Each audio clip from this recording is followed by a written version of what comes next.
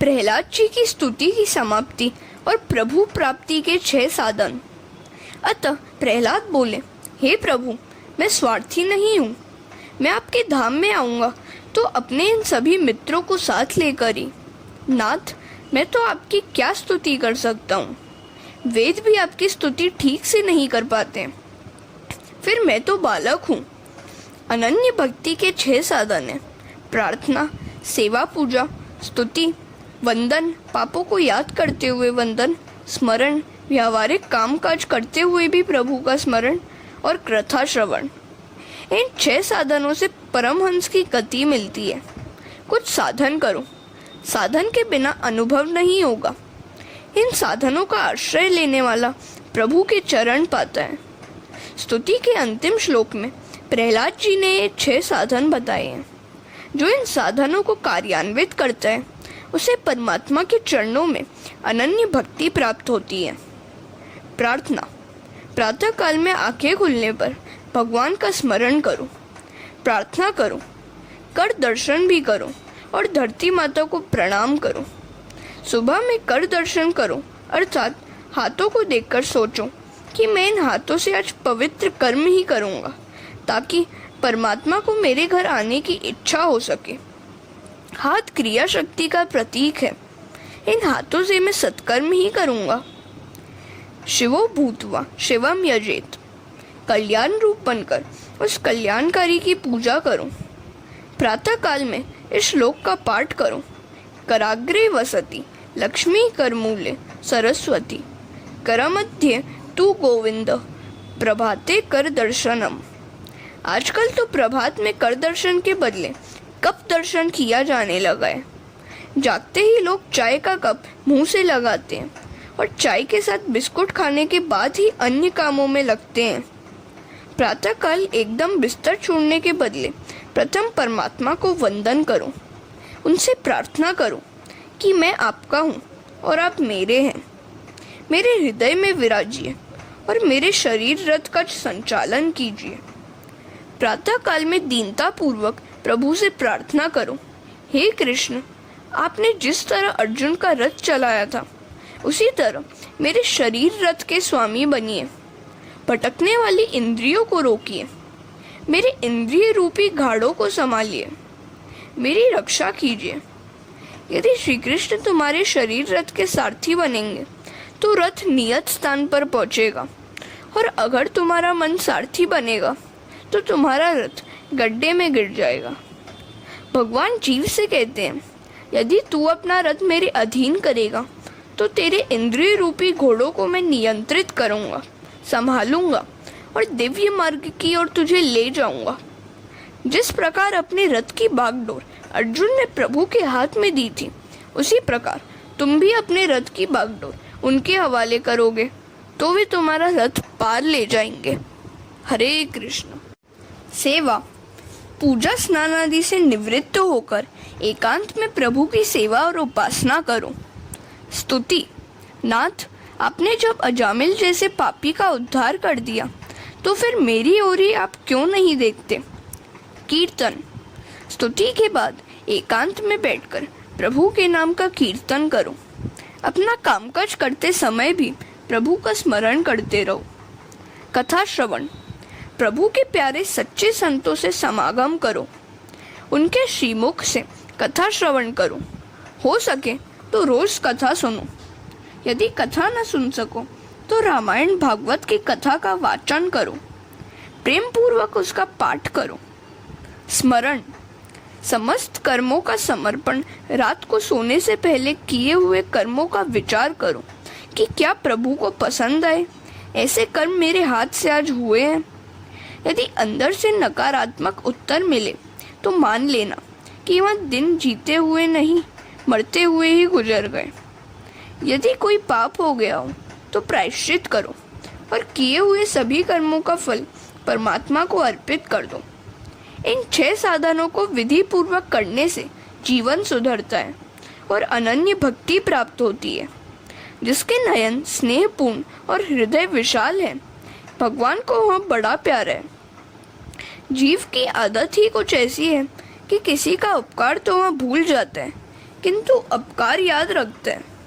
जीव जो चाहता है वह सब कभी नहीं होता। भगवान जो चाहते हैं वही होता है। ईश्वर से कुछ भी ना मांगना। यदि कुछ मांगोगे तो वह व्यापार सा ही हो जाएगा। नरसिंह स्वामी ने प्रहलाद से कुछ वरदान मांगने को कहा। प्रहलाद तो निष्काम भक्त थे, अतः वे कुछ भोगादि नहीं मांगते हैं। जो प्रभु की सेवा करे और उसके बदले में कुछ मांगे वह तो बनिया है। भगवान की भक्ति भाव के लिए करनी है, भोग के लिए नहीं। भोगार्थ भक्ति करने वाला व्यक्ति भक्त नहीं है, बनिया है। बनिया वह है जो देता तो अल्प ही है और अधिक पाने की इच्छा करता है। अपने लिए ठाकुर जी को कभी तकलीफ मत दो। नरसिंह स्वामी ने कहा, प्रहलाद, चाहे तेरी जो भी इच्छा हो, फिर भी मुझे राजी करने के लिए तो कुछ मांग। प्रहलाद कहते हैं, प्रभु, मुझ पर आप ऐसी कृपा करें कि संसार का कोई भी सुख पाने का विचार भी मेरे मन में ना आए। किसी भी प्रकार के इंद्रिय सुख की भोगेशना मेरे मन में ना जागे, ऐसा कीजिए। कामानाम हृदय सरोहम भवस्तु वृणे वरम। मेरे हृदय में कभी किसी कामना का बीज ही अंकुरित न हो, मेरे हृदय में किसी भी कामना का अंकुर ही न रहे, ऐसा वरदान मुझे दे। प्रहलाद ने भगवान से जो मांगा था वही तुम भी मांगना। प्रहलाद कामस्य नहीं कामानाम बोले थे।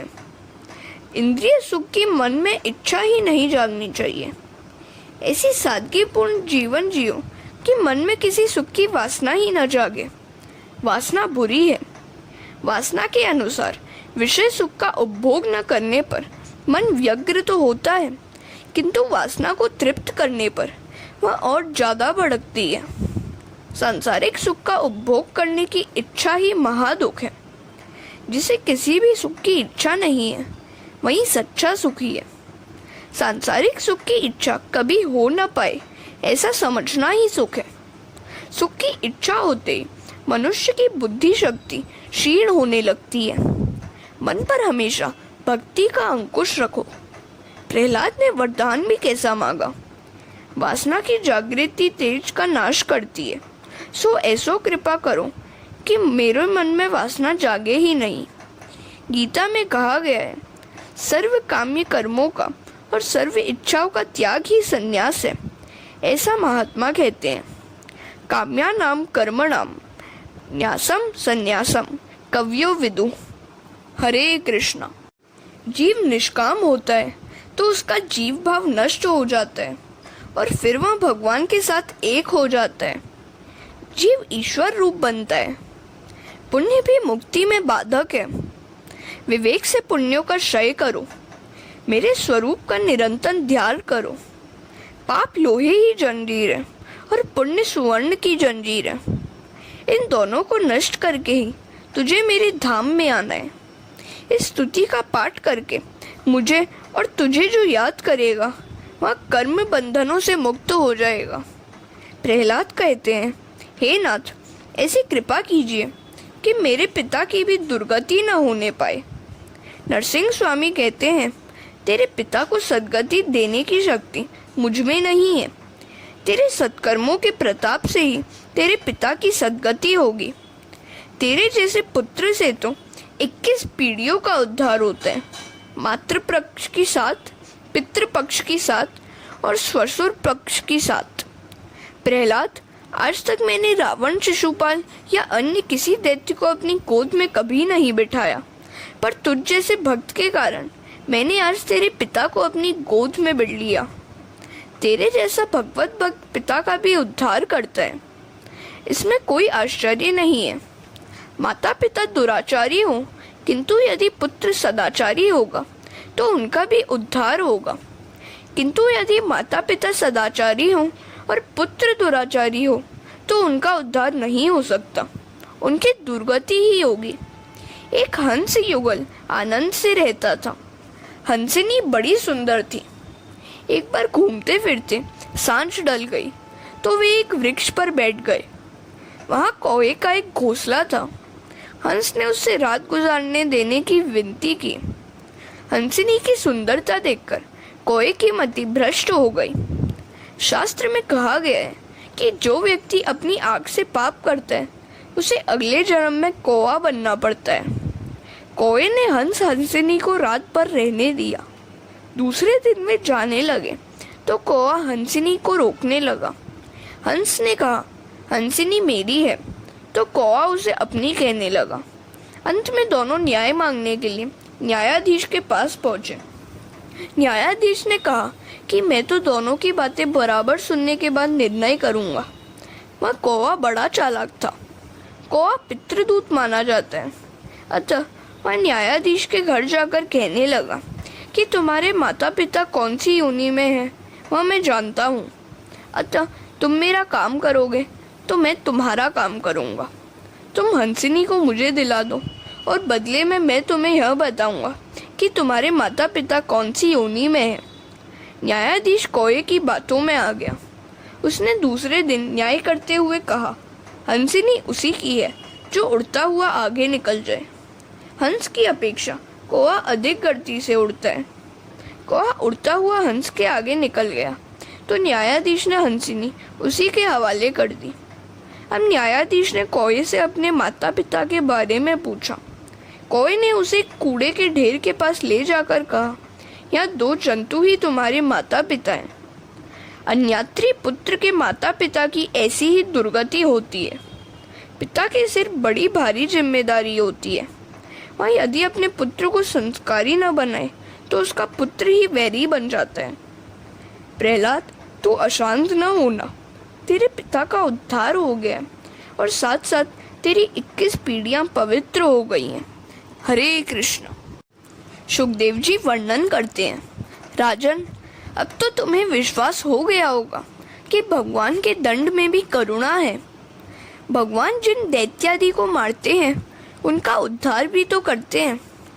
निष्काम भगवान का काम भाव से चिंतन करने वाली गोपियां भगवानमय बन गई तो शिशुपाल क्रोधा भाव से प्रभु का चिंतन करता था, फिर भी वह प्रभुमय हो गया। कंस भी भय से प्रभु का चिंतन करता हुआ प्रभुमय हो गया। भगवान के ध्यान में गोपियां काम भाव से, शिशुपाल वैर द्वेष भाव से और कंस भय से तन्मय हुआ था। अटल वैर भाव, वैर विहीन भक्ति भाव, भय, स्नेह या अन्य किसी भी भाव कामना से भगवान में पूर्णतः मन लगाना चाहिए। भगवान की दृष्टि से इन भावों में कोई भेद नहीं है। बात बस इतनी सी और यही है कि किसी भी रीति से भगवान से तन्मयता हो। भगवान के द्वारपाल जय और विजय के ये 3 अवतार हुए थे। हिरण्याक्ष और हिरण्यकश्यपु यह लोभ का अवतार था। रावण और कुंभकर्ण यह काम और प्रमाद का अवतार था।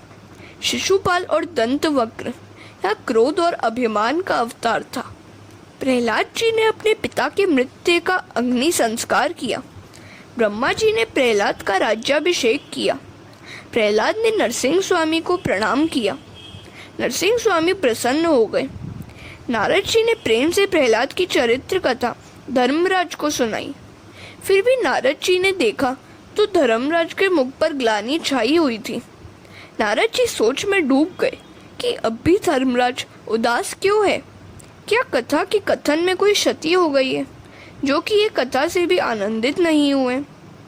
धर्मराज से नारद जी ने पूछा, तुम्हारे मुख पर आनंद क्यों नहीं है, क्या चिंता है तुम्हें? धर्मराज ने कहा, 5 वर्ष के प्रहलाद का ज्ञान, वैराग्य और प्रेम तो देखो। धन्य है प्रहलाद और उनका बचपन और उनका प्रेम कि जिसके कारण प्रभु स्तंभ में से प्रकट हुए। मैं 55 वर्ष का हो गया, फिर भी एक बार भी प्रभु का दर्शन नहीं कर पाया। मेरा जीवन पशु सा ही बीत गया। धन के पीछे दौड़ा, भूख लगी तो खाना खाया, नींद आई तो सो गया, वासना जगी तो कामांध हुआ। अवतार मनुष्य का मिला है, फिर भी प्रभु के हितार्थ एक भी सत्कर्म नहीं किया है। धिक्कार है मुझे। मेरा जीवन कुत्ते के जैसा ही बीत गया। मैं अब भी प्रभु में लीन न हो सका, प्रभु प्रेम में पागल न हो सका। मुझे अभी तक भगवान नहीं मिल पाए, जबकि उस 5 वर्ष के प्रहलाद ने भगवान को पा लिया था। मुझे जगत में प्रतिष्ठा, मान तो मिला, किंतु मैं भगवान को न पा सका, अतः उदास हूँ। भक्ति के बिना, भगवान के दर्शन के बिना मेरा जीवन वृथा ही सा बीत गया। इसी कारण से मुझे दुख हो रहा है। मेरे चेहरे पर ग्लानि छाई हुई है। मेरा जीवन पशुवत बीत गया। एक बार भी मैं परमात्मा का दर्शन न पा सका। इसका मुझे दुख है। मैंने वैसे तो बहुत किया, किंतु जो करना चाहिए था वही नहीं किया। मैंने भगवान के लिए कुछ भी नहीं किया। सुंदर शरीर, नवोड़ा पत्नी, मेरू पर्वत जितना धन और पुष्कल कीर्ति तो हो, किंतु मन प्रभु चरणों में न लगा हुआ हो तो उन सबसे क्या लाभ? इनसे क्या हुआ? क्या मिला? कुछ भी तो नहीं। जगत की प्रतिष्ठा, धन या विद्वत्ता अंतकाल में कुछ भी काम नहीं आती। जो विद्या अंतकाल में निरर्थक और निरुपयोगी ही रह जाए, उससे लाभ ही क्या? हरे कृष्ण।